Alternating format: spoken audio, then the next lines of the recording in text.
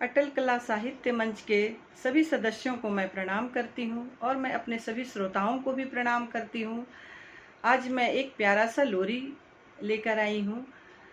यह पारंपरिक लोरी है, तो आइए इस लोरी को सुनते हैं। अगर मेरा ये गाना पसंद आए तो प्लीज़ इसे ज़्यादा से ज़्यादा फॉलो, शेयर, लाइक और कमेंट ज़रूर करें। धन्यवाद। सोने के कटोरिया में दूध भात, गोदिया कन्हैया पूत है।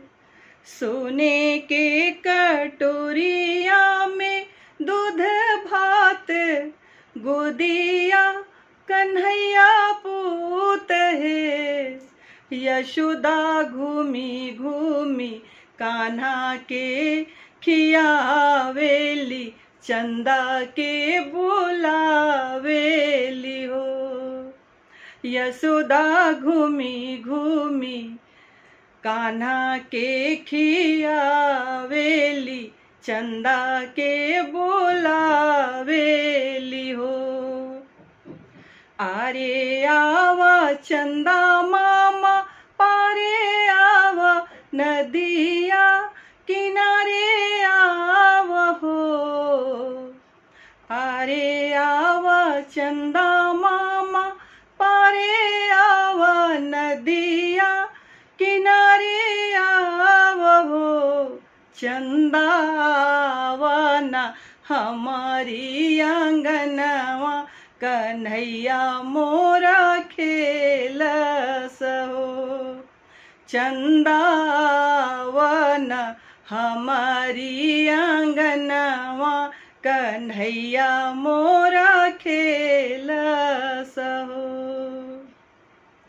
सोने के थरियावा मंगाई देबो, जलावे भराई देबो। सोने के थरियावा मंगाई देबो, जलावे भराई देबो।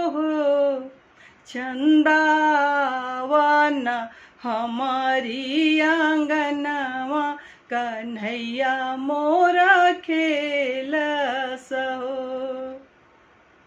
चंदावा ना हमारी आंगनवा, कन्हैया मोरा खेलस हो।